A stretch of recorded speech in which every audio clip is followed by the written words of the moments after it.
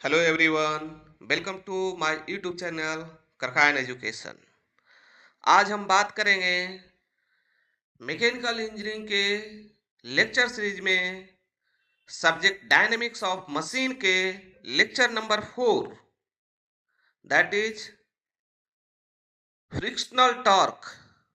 Frictional torque in disc clutch और single plate clutch. तो चलिए हम शुरू करते हैं।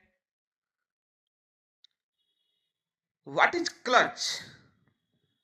तो clutch is a machine element और machine member which is connect to a driving to the driven shaft so that driven shaft may be started or stopped at without stopping the driving shaft।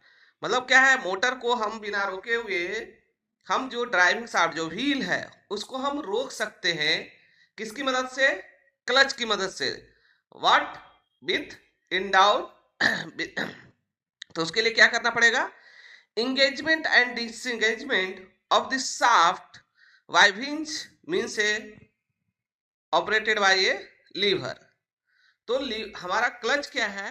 Clutch is a machine element which engage or disengage the driving to driven shaft by means a lever।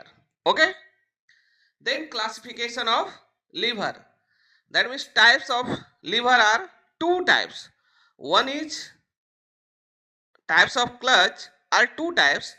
One is positive clutch and second one is friction clutch। तो positive clutch होते क्या है? तो what do mean by positive clutch?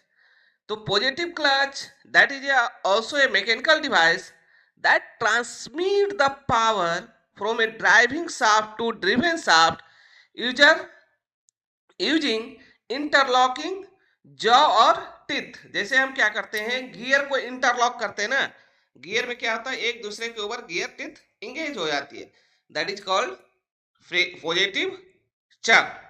तो इसके example क्या होंगे? Either square jaw चक होगी, आइदर स्पाइरल जॉ चक होगी।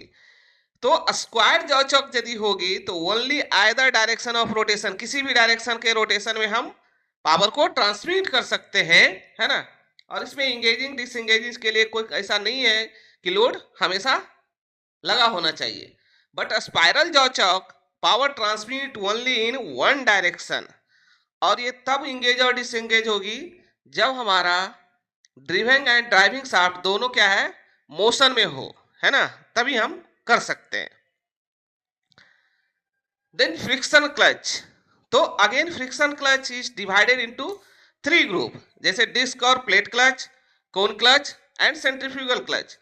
But this type of friction clutch are required some basic concept, that means here power transmission from shaft or machine may be stopped frequently। जिसमें friction clutch में, जैसे आप bike है तो clutch लेते हैं, that means उसमें देखते हैं डिस्क ब्रेक लगा रहता है, तो हमेशा आपको क्या है, फ्रिक्शन क्लच यूज करते हैं। सडनली आपको रोकना है, करना है, गियर चेंज करना है, शिफ्टिंग ऑफ द गियर, तो आप उस केस में आप रेगुलरली यूज कर रहे हैं, फ्रिक्वेंटली यूज कर रहे हैं, तो उस केस में हमें कुछ पॉइंट्स का ध्यान रखना है। दैट इज, जब भी हम इंगेज और डिसएंगेज कर रहे हैं तो उसमें कॉन्टेक्टिंग सरफेस, जो भी कॉन्टेक्टिंग सरफेस पे फ्रिक्शनल फोर्स डेवलप्ड हो रही है, that may pick up and hold the road reasonable as low pressure between the contacting two surfaces and the heat, है ना, the heat generation during the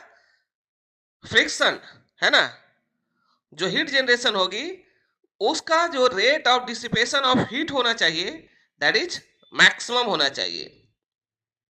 the surface may be backed by material stiff ensure the reasonably uniform distribution of pressure. जो भी हमारा contacting surface होगा, जैसे यहाँ पे आप बात करते हैं कि ये आपका एक सरफेस है ना, सॉरी, और यहाँ से ये सरफेस आपको कांटेक्ट हो रही है जिसपे आपको फ्रिक्शन, तो ये जो इंटायर रीजन है इसमें आपको यूनिफॉर्म प्रेशर होना चाहिए।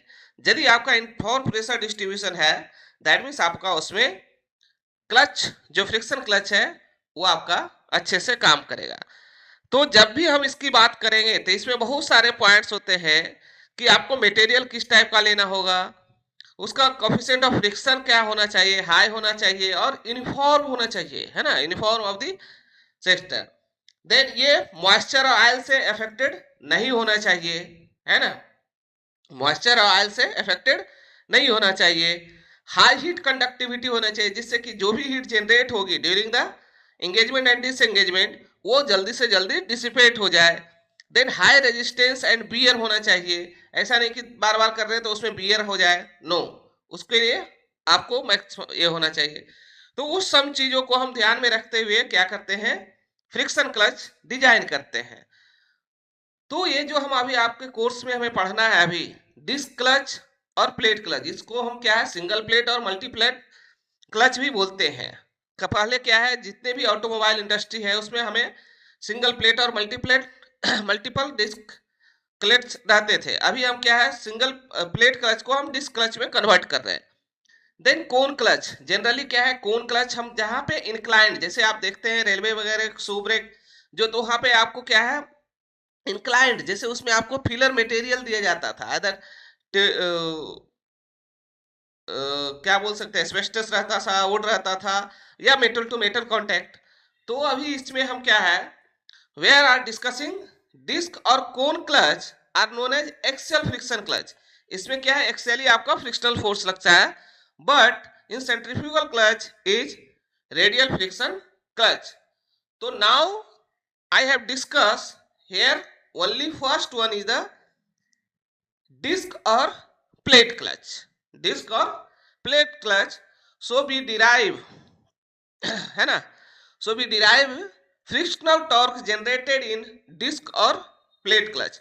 तो देखिए आपका यहाँ पे फिगर में आप यहाँ मेंशन है कि ये सिंगल प्लेट आपका ये प्लेट है ना क्लच का, तो ये आपका क्या है बियरिंग सरफेस है, जो आपका बियरिंग सरफेस दैट मीन्स आपका जो फ्रिक्शन लग रहा है, और ये क्या है साफ्ट है, जिसमें आपको क्या है एक्सियली लोड आपको लग रही है।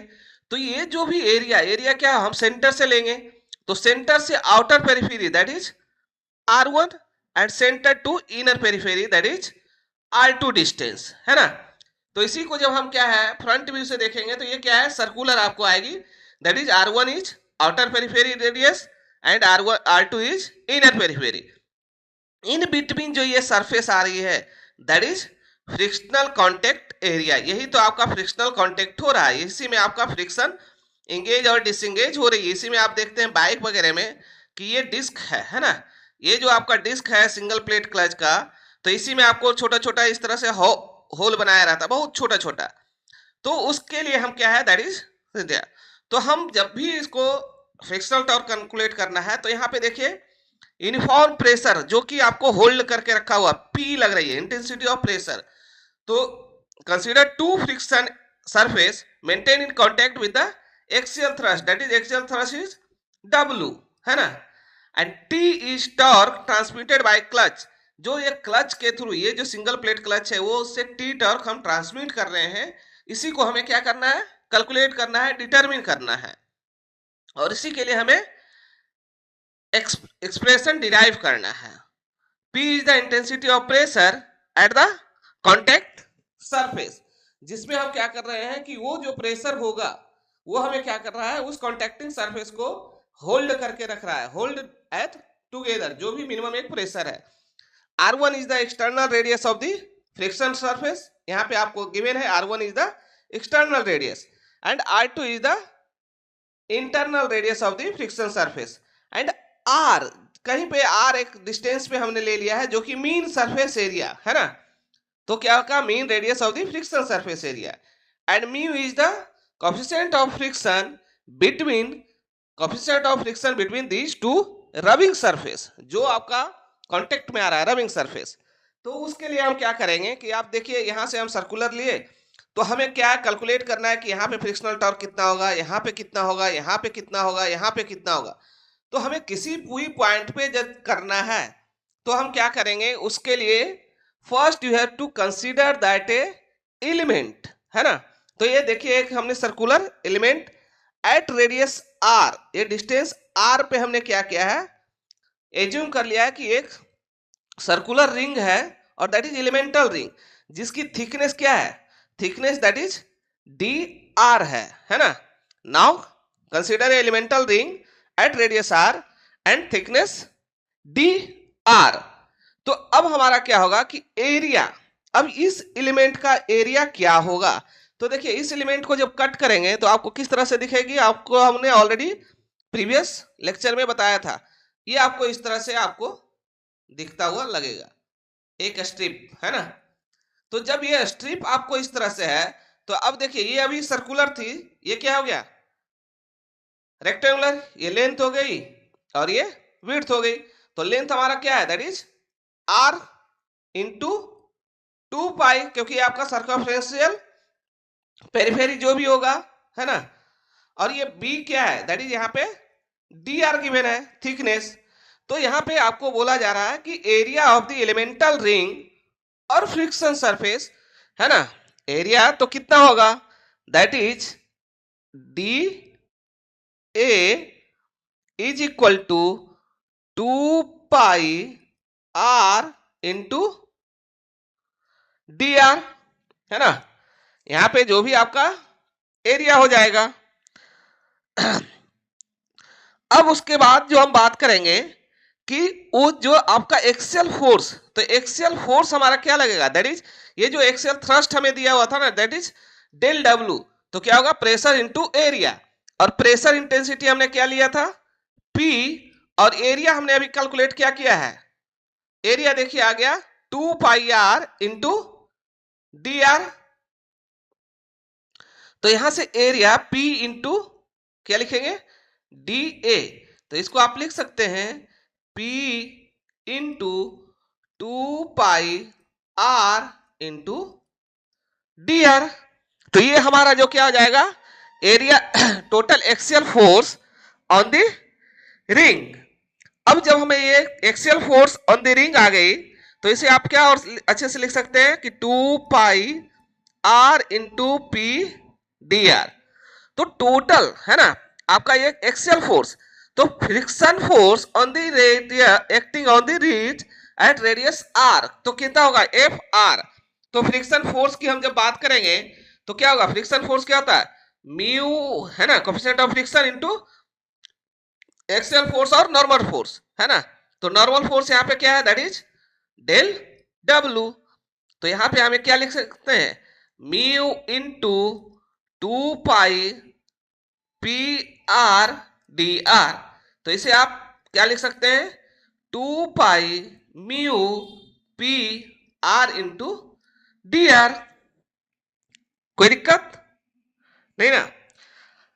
अब हमें क्या है टॉर्क है ना, जब हम फ्रिक्शनल टॉर्क की बात करेंगे, टॉर्क इक्वल टू क्या होता है, that is frictional force into perpendicular distance है ना, frictional force upon perpendicular distance. तो ये क्या हो जाएगी, that is F R into radius क्या है, दैट इज आर डिस्टेंस पे। तो यहाँ पे एफ आर क्या हो गई, that is 2 pi mu P R D R into R. तो इसे आप और सिंप्लीफाई कीजिए, तो 2 pi mu P into R square into D R. तो यहां पे हमें क्या है frictional torque acting on the elemental ring.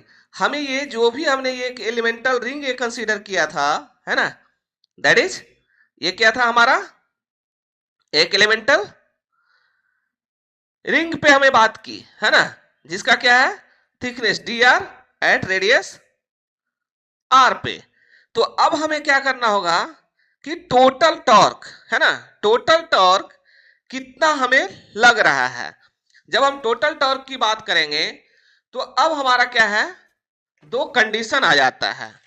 अब दो कंडीशन में हम बात करेंगे कि कंडीशन क्या क्या है। तो देखिए कंडीशन हमारा आता है यूनिफॉर्म प्रेशर कंडीशन और second one is the uniform wear condition. तो ये कंडीशन किस कंडीशन में है, यदि आपका ब्रेक और क्लच जो भी है न्यू है, दैट मीन्स उसमें हमें क्या है वियर बिल्कुल ही नहीं रहेगी। तो in that case uniform pressure condition हमें यूनिफॉर्म प्रेशर थ्योरी का अप्लाई करना है। तो जब हम यूनिफॉर्म प्रेशर थ्योरी अप्लाई करेंगे तो according to uniform pressure theory the pressure distribution है ना, the pressure distribution uniformly entire area of the frictional face है ना। तो उसमें हमारा क्या होगा कि फ्रिक्शनल जो फोर्स होगी हमें वो हमारा क्या होगा, इंटायर एरिया पे टोटल क्या रहेगा, थ्रू आउट सेम रहेगी। तो जब हमारा सेम रहेगा तो उस केस में इंटेंसिटी ऑफ प्रेशर है ना, तो इंटेंसिटी ऑफ प्रेशर का हमें क्या होगा कि प्रेशर इक्वल टू क्या होता है, फोर्स, और फोर्स में यहां क्या है, that is axial force upon contacting area है ना। तो यहां पे कॉन्टेक्टिंग ये क्या हो जाएगा, that is W axial force, और कॉन्टेक्टिंग एरिया है ना, तो कॉन्टेक्टिंग एरिया क्या हो जाएगी, डब्ल्यू अपॉन पाई इनटू आपको एक्सटर्नल रेडियस है ना, that is external radius R1 का होल स्क्वायर माइनस R2 का होल स्क्वायर। तो ये जो प्रेशर यूनिफॉर्मली डिस्ट्रीब्यूटेड हो जाएगी P equal to W upon pi into R1 का होल स्क्वायर माइनस R2 का whole square. Is it clear? तो यहां से हमें क्या है, यूनिफॉर्म प्रेशर का प्रेशर निकल गया। अब हमें क्या है कि फ्रिक्शनल टॉर्क है ना, तो फ्रिक्शनल टॉर्क अभी हमारा क्या लग रहा था, फ्रिक्शनल टॉर्क जो अभी हमने कैलकुलेट किया दैट इज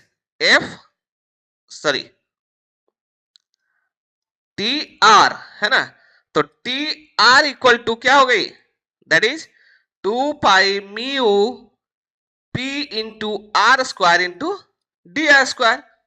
तो इसे हम क्या करेंगे, इंटीग्रेट करेंगे। जब हमें टोटल फ्रिक्शनल टॉर्क कैलकुलेट करनी पड़ेगी तो integrating the above equation with the limit of क्या से, that is R2 to R1 है ना, R2 से R1 तक हम क्या करेंगे, इंटीग्रेट करेंगे। Then we got the total frictional torque acting on the friction surface, that is T equal to integration of है ना R2 to R1 into 2 pi mu into P into R square into D R. तो देखिए आपका इसमें जो constant term है that is 2 pi mu into P, ये आपका इंटीग्रेशन से बाहर, that is R2 R1 into R square into D R. तो इसे हम लिख सकते हैं इंटीग्रेट करने के बाद 2 पाई म्यू पी है ना इंटू यहां से क्या हो जाएगी, दैट इज R2 से R1 लिमिट, ये क्या हो जाएगी, that is R3 to the power 3 है ना। तो जब हम आप इसे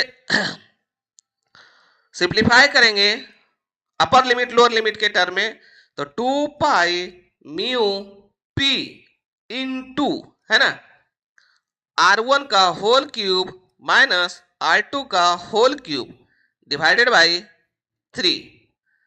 तो अब यहां पे देखिए P की जो वैल्यू है, P की वैल्यू क्या है, यूनिफॉर्म प्रेशर थ्योरी, तो हमें टॉर्क किसके टर्म में निकालना है, एक्सियल लोड के टर्म में। तो अभी देखिए प्रीवियस ए में क्या निकाले, P equal to W upon pi into R1 upon R2 का होल स्क्वायर। दैट मीन्स यहां से P इक्वल टू क्या है हमारा, that is W upon pi into R1 का होल स्क्वायर माइनस R2 का होल स्क्वायर। तो इसे हम क्या करेंगे, इंसर्ट कर देंगे। तो T equal to 2 divided by 3 into pi into mu into P that is W upon pi into R1 का होल स्क्वायर माइनस R2 का होल स्क्वायर इंटू ऊपर क्या हो जाएगी, R1 का होल क्यूब माइनस R2 का होल क्यूब। तो यहां से pi pi cancel out, that means यहां से आप लिख सकते हैं 2/3 mu into W into R1 का होल क्यूब माइनस R2 का whole cube divided by R1 square minus R2 का होल स्क्वायर। तो ये क्या आ गया, दैट इज टोटल टॉर्क। तो जब टोटल टॉर्क हमें आ गई तो इसे हम क्या लिख सकते हैं, टोटल टॉर्क, है ना, total torque that is T equal to 2/3 mu into W into R. तो आर इक्वल टू क्या हो जाएगी, that is R equal to क्या लिख सकते हैं, R1 का होल क्यूब माइनस R2 का whole cube divided by R1 का होल स्क्वायर माइनस R2 का होल स्क्वायर। तो इस केस में आपको T equal to mu into W into R, है ना, mu into W into R. तो सॉरी, यहां पे आपको ये हो जाएगी 2/3। तो ये 2/3 इसको क्या बोलते हैं, that is mean radius of friction surface. तो यहां से हमें देखिए आपका अंडर यूनिफॉर्म प्रेशर थ्योरी क्या हो गई, mu into W into R, है ना, ये हमारा एक्सप्रेशन हो गया। अब जब हम बात करेंगे सेकेंड कंडीशन, यदि हमारा यूनिफॉर्म बियर है ना, अब सेकेंड कंडीशन की बात करते हैं कि हमारा यूनिफॉर्म बियर कंडीशन है, दैट मीन्स हमारा इस केस में, in that case clutch is old. जब पुराना क्लच है तो उसमें क्या होगा, ये देखिए बियर एरिया, इनिशियली आपका ये बियर एरिया थी, लेकिन वो धीरे धीरे आपको क्या होगा, इधर बढ़ते जाएगी। तो द रेट ऑफ बियर, है ना, the rate of wear depends upon the intensity of pressure and velocity. तो यहाँ पे normal wear directly proportional to क्या हो जाएगी, वर्क ऑफ फ्रिक्शन, है ना, इक्वल टू क्या हो जाएगी, प्रेशर इंटू वेलोसिटी, है ना। दैट मीन्स यहां पे आप इसको ये कर सकते हैं कि P इंटू भी इज इक्वल टू के, दैट इज के इज प्रोपोर्शनलिटी कांस्टेंट। तो यहां P इक्वल टू के बाई भी। तो देखिए वेलोसिटी जैसे से घटेगी तो ये आपका बढ़ते जाएगा प्रेशर। तो आप उस केस में क्या है, इंटेंसिटी ऑफ, है ना, इंटेंसिटी ऑफ प्रेशर आप कैलकुलेट करेंगे। तो intensity of pressure varies with the distance. देखिए आपको डिस्टेंस के थ्रू आपको बढ़ते जा रहा है, तो ये आपका क्या होगा, P into R is equal to constant, और इसको कांस्टेंट को हम C से डिनोट कर देते हैं, है ना। तो इसे हम क्या लिख सकते हैं, P equal to C by are.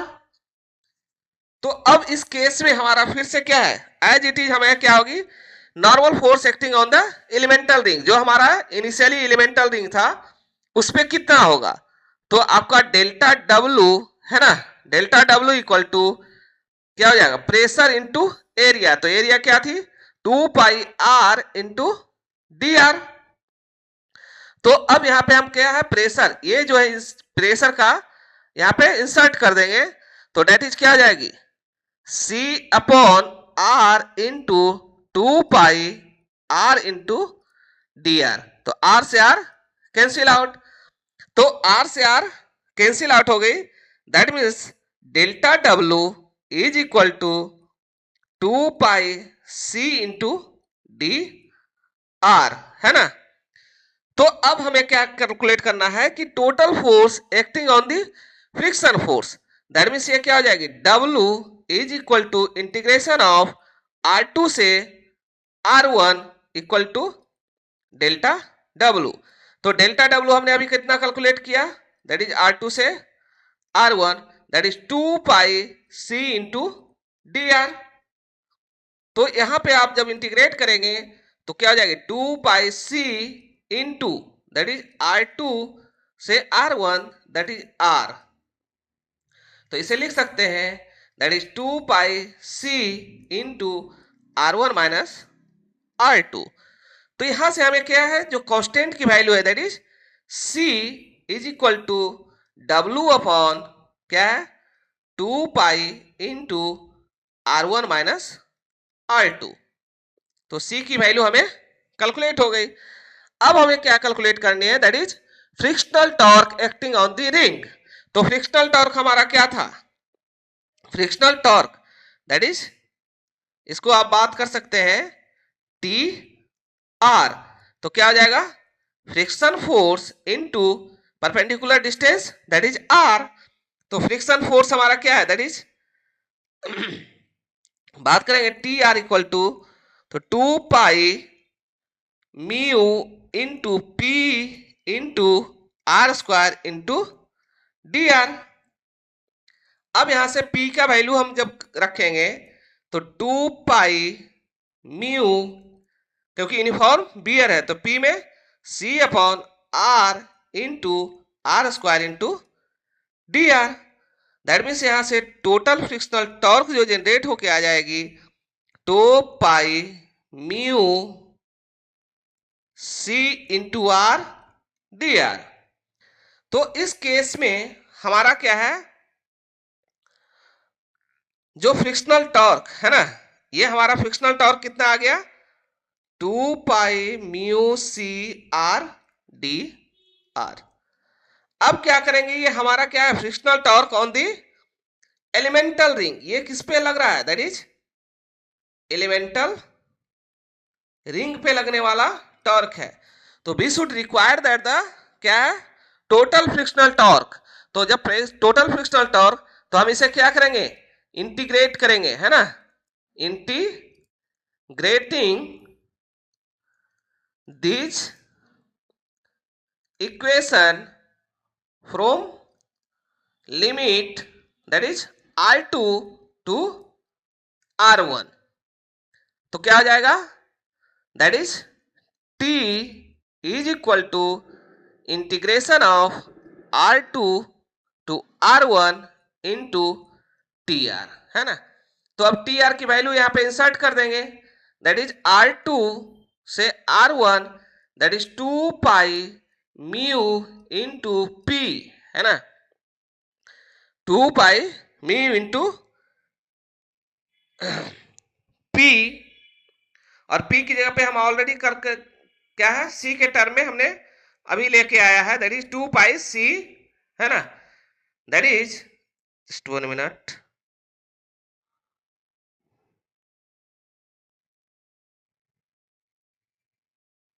क्या है, total torque T equal to integration of R2 to R1 that is TR equal to R2 से R1 that is 2 pi mu C into R into DR। तो जो भी constant है उसे हम बाहर निकाल देंगे, 2 पाई म्यू C, R का क्या हो जाएगा, that is R square by 2 into R2 से R1, है ना। तो जब हम इसे इंसर्ट करेंगे क्या, limit value that is 2 pi mu C into, इसको क्या लिखेंगे, R1 का होल स्क्वायर माइनस R2 का whole square divided by 2। Clear. तो यहां से देखिए 2 से 2 कैंसिल आउट हो जाएगी, that is pi into mu C into R1 square minus R2 square. अब C की वैल्यू हमने ऑलरेडी कैलकुलेट कर रखे हैं, तो T equal to pi into mu into C क्या थी, this is 2W upon 2 pi upon R1 minus R2 into R1 square minus R2 square. तो यहां से क्या होगा, पाई से पाई कैंसिल आउट हो जाएगी। तो हम इसे क्या कर सकते हैं, और लिख सकते हैं कि mu into W into R1 plus R2 into R1 minus R2 divided by 2 into R1 minus R2। ये आपको cancel out, that is T equal to mu into W into R1 plus R2 divided by 2, है ना। तो ये आपको क्या कर सकते हैं, T equal to mu into W into R, total torque generated हमारा क्या हो गया, ये हो गया। तो यहाँ पे R की वैल्यू क्या है, that is R1 plus R2 divided by 2, और that is called mean radius of friction surface. Okay, तो ये हमारा क्या हो गया, इन दैट केस क्या है, दोनों केस में देखिए mu into W into R ही आया, बट आर जो है डिफरेंट डिफरेंट है दोनों केस में। तो दोनों केस में हमारा क्या क्या डिफरेंट है, जब दोनों केस की हम बात करेंगे तो दोनों केस में क्या है, ये आपका क्या है, दैट इज यूनिफॉर्म बियर। यदि R इक्वल टू हम बात करेंगे कि 2/3 इंटू R1 का होल क्यूब माइनस R2 का whole cube divided by R1 का होल स्क्वायर माइनस R2 का होल स्क्वायर। तो ये किस केस के लिए है, that is uniform pressure. Okay, तो इस तरह से हमने दोनों किया। अब हम देखेंगे कि दोनों में क्या डिफरेंस है ना। तो दोनों की हम जब बात करेंगे तो देखिए कि सिंगल प्लेट और जो मल्टीपल सिंगल प्लेट क्लच की जो हम बात कर रहे हैं, तो उस केस में जो भी हमारा डिस्क इफेक्ट होता है that is both side of the faces. तो इसमें क्या है, एन कितने होते हैं, number of surface that is 2, 2 surface करते हैं।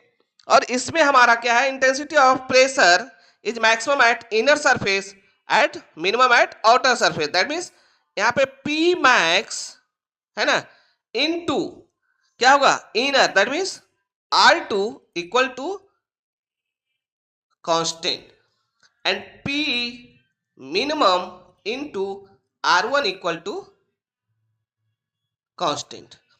The average pressure on the friction surface of contact surface equal to P equal to क्या होता है, दैट इज W अपॉन, है ना, W अपॉन एरिया। तो एरिया क्या होगा, पाई इंटू R1 का होल स्क्वायर माइनस R2 का होल स्क्वायर। अब हमें क्या है, in new clutch uniform pressure theory but in old clutch uniform beer theory is more appropriate.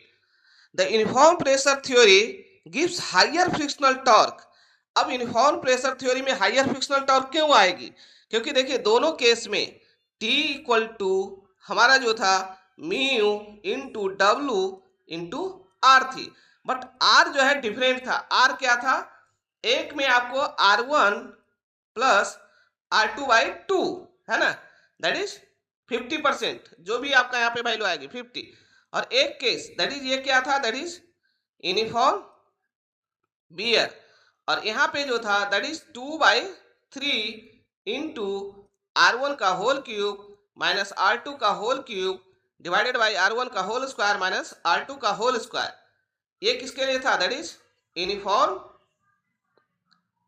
Pressure. तो इसलिए यहाँ पे क्या हो रहा है, that is uniform pressure theory gives higher frictional torque than the uniform beer theory. Therefore in case of friction clutch uniform wear should be consider. तो हम इसीलिए यहाँ पे जहाँ पे हमारा कम से कम टॉर्क में काम हो जाए, क्योंकि हमें कम एफर्ट लगाना पड़े, उस केस को हम मैक्सिमम प्रेफर्ड करेंगे। तो इसीलिए हम जब भी फ्रिक्शन क्लच में बात करते हैं तो यूनिफॉर्म बियर थ्योरी कंसीडर करते हैं। तो अप टू हमने क्या किया कि we should drive that the frictional torque, है ना, डेरिवेशन और expression of the frictional torque in single plate और डिस्क क्लच के लिए डिराइव किया। अब यदि हम इसमें मल्टीपल क्लच की बात करेंगे तो दैट इज मल्टीपल प्लेट में क्या होगा कि n, है ना, यहाँ पे क्या हो जाएगी, that is T equal to mu into W into R into N, and that is n equal to क्या हो जाएगी, n1 plus n2 minus 1, that is number of pair. तो जितने नंबर ऑफ प्लेट रहेंगे n1 प्लस n2 माइनस 1, तो ये जो है हमारा किसके लिए हो गया, दैट इज मल्टी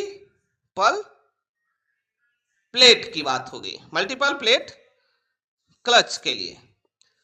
तो अभी तक वीडियो यदि समझ में आया है, अच्छा लगा है, तो आप अपने दोस्तों के साथ शेयर करें, लाइक करें और चैनल पे यदि नए हैं तो चैनल को सब्सक्राइब करें।